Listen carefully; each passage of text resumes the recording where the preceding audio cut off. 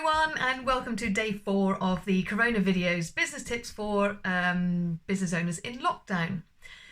Today I thought I'd talk to you a little bit about working from home. I have worked from home for the last 20 years and it worked really well for me, but I'm sure that there's now many of you who suddenly find themselves working from home for the first time. And not just that, you might be working from home with your children at home, or with your partner trying to work from home as well. So all of this can create all sorts of problems. So I thought I'd give you a few of my tips to help you dealing with working from home. Now, if you're working from home for the first time, then my big tip is try and find a separate work area. Set yourself up, make it a little office, even if it is just a little corner somewhere with a desk and a light and your computer set up.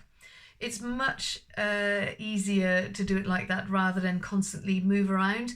And especially, for example, if you just have a laptop on the kitchen table, because then once you eat, you've got to move it all. So try and find one place where you can go back to time and again. And the other thing is routine or not. So the big benefit of working from home is that you can put in a little wash or do something else while you're working. But it doesn't work for everyone.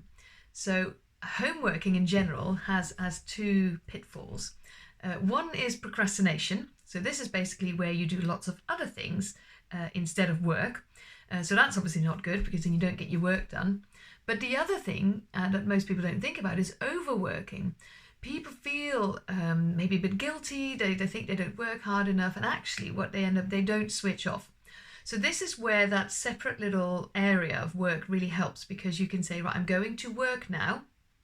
Also, for example, if you are working with two parents and the kids are at home, you can say, no, mummy's going to work now, and then maybe in the afternoon daddy's going to work, and work it out that way. But having that workspace is really good to close off your time as well. So then you can say, I'm going to work and now I'm out of work. So now you can talk to me, now I can do other stuff, etc. So for the people that are prone to procrastination, it's important that they stick to the routine. So try and stick to your normal working hours as much as possible. Get dressed. I know you can work in your pajamas, but you know what? It feels more like work if you get dressed. However, for the people who are more prone to overworking, it may be different.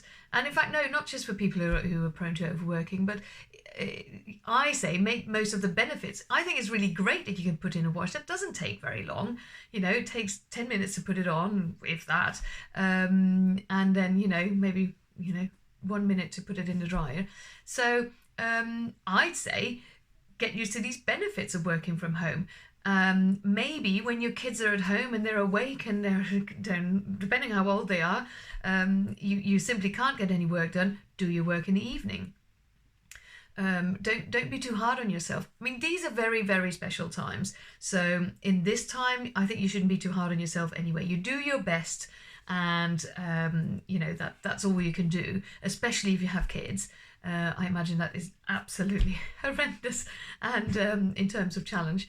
But if under normal circumstances you work from home, make the most of the freedom, and like if the weather's really nice, like at the moment it's really sunny, go out for a walk and then do some work in the evening. And then my second part is for if you're an employer and you suddenly have a lot of your employees at home. It can be very easy to get a bit worried about what they're doing, and are they doing it right, and am I giving them enough support, or do they know what they're doing? And what I'd say to that is just the most important thing now is to just make it purely outcome based. Don't worry about when they are working and how they are doing it. They may be doing it really early in the morning or really late at night or right throughout the day, whatever. Don't worry about that. Give them a very clear task. Tell them what's expected of them, and then let them get on with it. These are people that have worked for you for a long time. You should trust them by now. And don't worry that they are, playing with their kids at 3 p.m. or something, because they may very well do the work at 8 o'clock or something.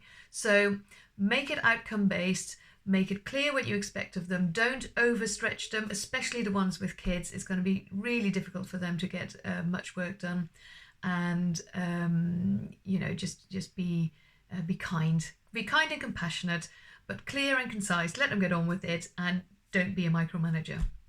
So there you go, a couple of tips about working from home from someone who's done it for a long time and loves it, but I can totally understand that it's not for everyone. So for those of you that are looking forward to going back to the office, hopefully that'll happen very soon. But in the meantime, make the most of it as ever, and maybe think of a way that you might incorporate it in the future. You never know. All right, everybody, keep well, stay safe, and see you tomorrow.